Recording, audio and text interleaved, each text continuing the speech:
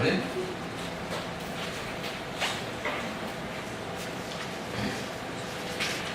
요셉은 무성한 가지 곧 샘 곁에 무성한 가지라 그 가지가 담을 넘었도다.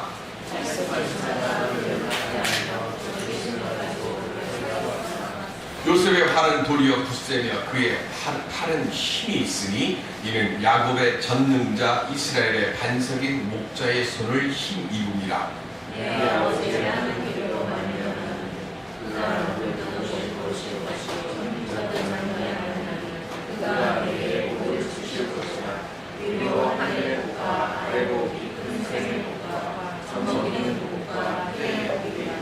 내 아버지의 축복이 내 선조의 축복보다 나아서 영원한 쉼이 한없음 같이 이 축복이 요셉의 머리로 돌아오며 그 형제 중 뛰어난 자의 정수리로 돌아오리로다. 아멘. 우리 함께 인사하시기 바랍니다. 한 해 동안 참 수고하셨습니다.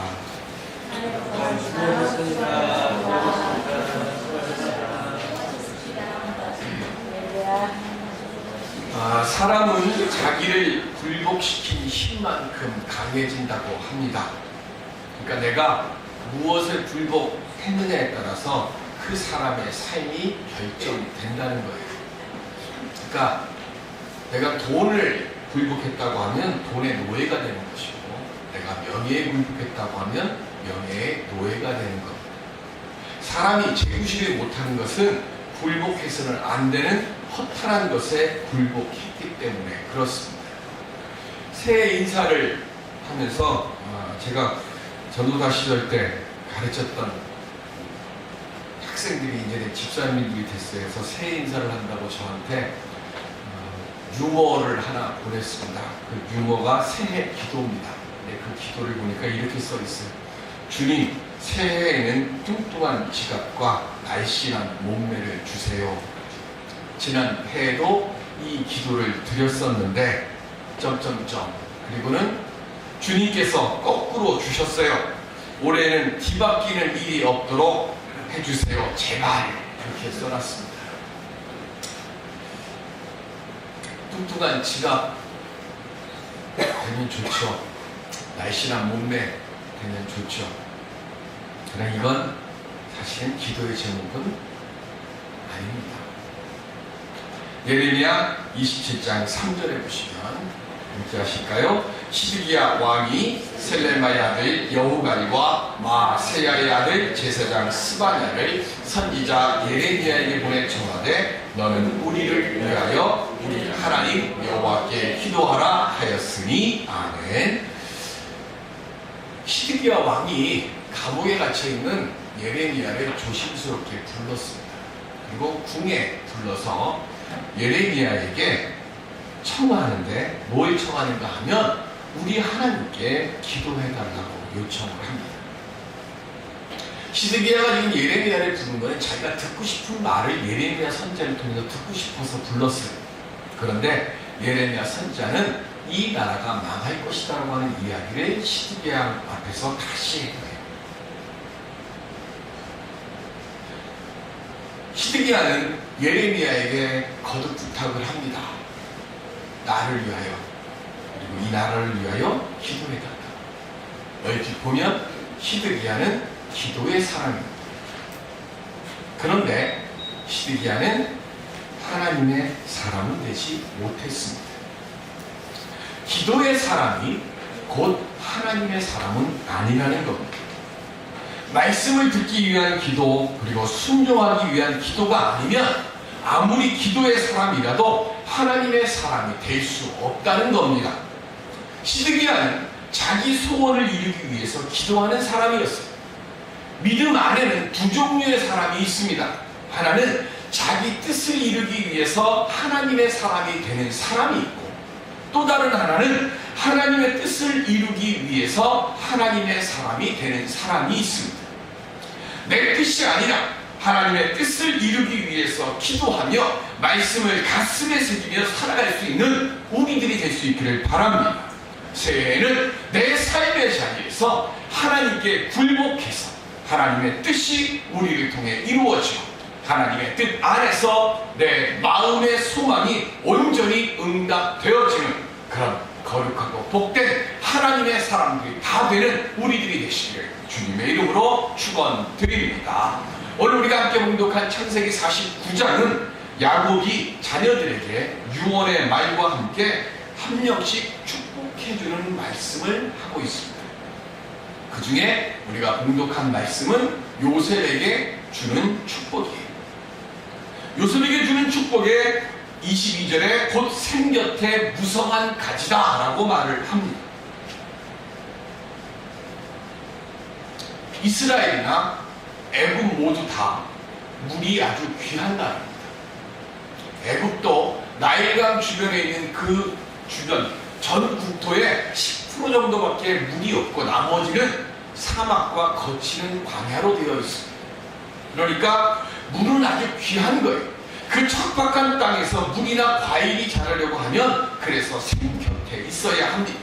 시편 1편 3절에 보시면 함께 하실까요? 시작. 그는 시냇가에 심은 나무가 철을 따라 열매를 맺으며 그 잎사귀가 마르지 아니함 같으니 그가 하는 모든 일이 다 형통하리로다. 아멘.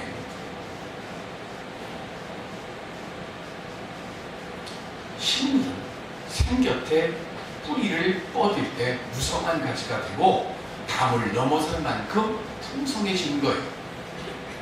요셉은 힘이 없는 사람입니다. 힘이 없었기 때문에 형들에 의해서 애굽의 노예로 팔려갔고 억울하게 누명을 쓰고 감옥에 갇혔습니다. 그런데 만일 요셉이 이런 세상적인 힘 앞에 굴복했다고 하면 그는 훗날 아무리 그가 발버둥을 쳐도 노예 중에서 뛰어난 자로 끝났을 겁니다. 그런데 요셉은 세상 앞에 굴복하지 않았어요. 요셉은 하나님 앞에 굴복했습니다. 하나님께 뿌리를 내리고 하나님께서 주신 꿈을 가지고 자신의 한계를 넘어섰어요. 하나님께 뿌리를 내리기만 하면 하나님께서 밀어주시는 힘으로 무성한 가지로 뻗어 나가게 됩니다. 그러기 위해서 우리는 끊임없이 샘에서 양분을 흡수해야 됩니다. 근데 우리가 알아야 할 것은 샘 곁에 있다고 모든 나무가 담을 넘는 무성한 가지가 되는 건 아닙니다. 담을 넘는 무성한 가지가 되기 위해서는 영의 양식을 공급받아야 돼요. 어떤 영의 양식을 공급받아야 됩니까? 에베소서 1장 3절에 보시면 시작. 찬송하리로다 하나님 곧 우리 주 예수 그리스도의 아버지께서 그리스도 안에서 하늘에 속한 모든 신령한 복을 우리에게 주시되 아멘. 하늘의 복을 사모하고 그러면 우리의 영혼이 잘 되는 거예요. 이것을 우리가 지키고 이것을 우리가 다듬어야 되는 거예요. 하나님께서는 만세전에 우리를 선택하셨고 예수 그리스도를 통해서 받은 구속의 은혜를 통해 우리로 하여금 용서를 받고 기쁨을 누리고 신령한 복을 받아 누리도록 오늘 우리를 부르셨습니다. 우리가 기억해야 할 것은 저나 여러분들이나 태어날 때부터 하나님의 자녀로 태어난 사람은 아무도 없다는 겁니다. 모태신앙도 태어날 때부터 하나님의 자녀로 태어난 것이 아니에요. 하나님의 은혜로 하나님의 자녀로 입양된 거죠. 내가 예수를 그리스도라고 고백해야 그때부터 우리가 하나님의 자녀가 되는 거예요. 그렇다고 해서 양자라고 데려온 자식들로 취급하지 않습니다. 우리가 친자로 여겨서 모든 것을 거저 주십니다. 이게 은혜입니다. 나폴레옹이 전쟁터에 나가서 전사한 자기 부하들의 자녀들을 다 자기 양자로 다 삼았어요. 그래서 그 아이들 200여 년 전에 이미 그 아이들을 다 나라가 부양을 하고 교육을 시켰습니다. 그리고 그들을 자기의 자녀가 돼서 나폴레옹에게 아버지라고 부르라고 했어요. 마찬가지로 우리도 하나님께서 예수 그리스도로 인해서 우리로 하여금 양자가 되게 하시고 하나님을 아버지라 부르도록 만드셨습니다. 이게 왜 중요합니까? 요셉은 능력도 없었고 시련을 바꿀 힘도 없었어요. 그런데 꿈을 주신 하나님 앞에 굴복해서 신령한 하늘의 복을 사모하기 때문에 그의 삶을 단번에 바꾸는 은혜를 경험했습니다. 마찬가지로 하나님의 양자가 된 우리들도 그렇게 요셉처럼 신령한 복을 사모하면 이 한 해 동안 우리 모두 다 요셉과 같은 신령한 복을 온전히 받아 누리게 될 줄로 믿습니다. 오늘 우리가 그 신령한 복을 받아 누려야 돼요. 그런데 그 신령한 복을 누리며 살아가려고 하는 사람들에게는 반드시 방해꾼이 있어요. 그 방해꾼은 오늘 본문에 뭐라고 써놨는가 하면 활 쏘는 자라고 그랬습니다. 23절에 활 쏘는 자가 그를 학대하며 적개심을 가지고 그를 쏘았다 그랬어요. 옛날 전쟁터에 나가면 화살을 비오듯이 쏩니다. 마찬가지로 요셉도 여러 번 화살에 맞았어요. 형들에 의해서 시기의 화살에 맞았고 보디발의 아내의 유혹으로 욕망의 화살을 맞았습니다. 그리고 그가 이방인으로 애국인의 총리 대신에 일을 해나갈 때에도 수많은 정적들이 성경에는 없지만 분명히 시기와 질투로 수없이 많은 화살을 요셉에게 쐈을 거예요. 그런데 우리 야곱은 뭐라고 얘기하는가 하면 24절에 요셉의 활은 도리어 굳세며 그의 팔은 힘이 있다 그랬어요. 그러니까 그를 향해서 수없이 많은 사람들이 화살을 쐈지만 요셉의 팔에 힘이 있기 때문에 그의 화살이 더 힘이 세기 때문에 오히려 그 모든 것들을 그들의 대적들을 능히 물리친다고 했어요. 왜냐하면 요셉은 믿음을 지킴으로 오히려 하나님을 통해서 더 큰 은총을 받으며 살아갔습니다. 그리고 요셉은 믿음을 지킴을 통해서 오히려 그를 해하려는 자들 그들 앞에서 무릎을 꿇게 합니다. 역경과 고난이 끝나는 법에는 두 가지가 있습니다. 하나는 자기 스스로가 포기하고 그것하고 타협하는 거예요. 버티기를 중단하면 끝이 나요. 그래, 내가 네 말 들어줄게. 그래, 내가 너랑 한편 될게. 그러면 그때부터 학대가 사라지고 내 삶이 편해집니다. 그런데 기억해야 할 것은 거기에는 하나님의 은혜의 샘물이 없다는 겁니다. 세상과 타협하고 육적으로 편안한 것을 택할 때 그때부터는 하나님으로부터 공급되는 은혜의 샘물이 말라버려요. 그러나 고난과 역경 속에서도 믿음으로 그것을 견뎌가면서 인내하면서 지낼 때 하나님께서 나를 도우시려 움직이시는 줄로 믿습니다. 요셉에게 어릴 적 꿈으로 주셨던 것을 이루게 하기 위해서 하나님께서는 고난과 연단 그리고 억울함의 시간으로 발견시켰습니다. 요셉은 그 인내의 시간에 믿음으로 잘 견뎠고 하나님을 항상 신뢰하고 의지했기 때문에 그 꿈을 이뤘어요. 그래서 그에게 수없이 많은 화살을 쏘았던 형들도 그 앞에 무릎을 꿇고 그 수많은 대적자들도 그 앞에 무릎을 꿇게 만들었습니다.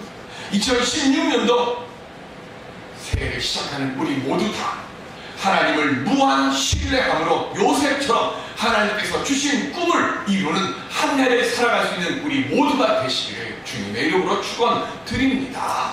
그런데 요셉처럼 이 요셉의 복을 내 것으로 하기 위해서 우리에게 먼저 필요한 것이 있습니다. 그게 뭔가 하면 신령한 것에 투자하는 시간을 가지라는 겁니다. 1년 동안 내가 하나님의 사람으로 어떻게 살 것인가 그리고 무엇을 할 것인가라고 하는 질문과 계획을 만들고 그대로 행하려고 하는 실천의 삶이 반드시 있어야 합니다. 최초로 비행기를 타고 하루를 날았던 라이트 형제가 있습니다. 어느 날 만찬에 초대가 돼서 그 만찬장에 갔는데 거기 만찬장에 참여했던 한 사람이 처음으로 하늘을 비행한 사람은 라이트 형제가 아니라 앵글리 교수라고 막 큰 소리로 얘기를 해요. 그러니까 그걸 옆에서 듣고 있던 친구들이 뭐라고 얘기를 해야 되는데 라이트 형제도 가만히 있고 하니까 친구들이 더 답답한 거예요. 그러니까 라이트 형제는 쿡쿡 찌르면서 야 좀 말 좀 해. 니네 업적하고 니네 권리를 좀 충분히 좀 주장해봐 하면서 옆구리 쿡쿡 찔러요. 그러니까 나이트 형제가 마지 못해가지고 한마디를 합니다. 근데 그 한마디가 이런 말. 앵무새를 알아? 앵무새는 세대 가운데서 가장 말을 잘하지만 제일 날지 못하는 새야. 말한다고 해서 모든 것이 바뀌지 않는다는 것. 말이 앞서는 신령들이 되지 맙시다. 먼저 말씀을 묵상하며 부정적인 것은 멀리하고 요셉처럼 하나님께 굴복하는 심령이 되도록 하나님께 기도하시기를 바랍니다. 그때 막혀있던 축복의 문이 우리를 향해서 활짝 열리게 될 줄로 믿습니다. 제가 글을 보는데 눈이 확 열려지는 글을 하나 봤어요. 글이 딱 한 줄인데 이렇게 돼 있어요. 동정을 받으며 살면 안 되고 질투를 받으며 사는 사람이 되자. 동정은 누구한테 합니까? 약한 사람한테 동정하죠. 그럼 질투는 누가 받습니까? 못난 사람한테 질투하는 사람은 없습니다. 잘난 사람한테 질투하죠. 성도는, 앞에 제목이 그거예요. 성도는 동정을 받으며 살면 안 되고 세상에 질투를 받으며 살아야 됩니다. 내가 약하면 세상으로부터 동정을 받습니다. 그러나 내가 하나님께 굴복해서 지내면 하나님께서 내 팔에 힘이 넘치게 하시고 세상에 질투를 받을 수 있는 삶의 자리에 우리들이 온전히 서게 될 줄로 믿습니다. 모든 일에 하나님의 자녀로서 부끄러움 없는 삶을 살아갈 수 있도록 간구하고 행하는 신령이 되어서 모든 시련과 어려움 뒤에 임하시는 하나님의 복이 우리의 가정과 교회 그리고 일터 위에 가득 넘치는 2016년도를 살아가는 우리 모두가 되시길 주님의 이름으로 축원드립니다. 기도하겠습니다.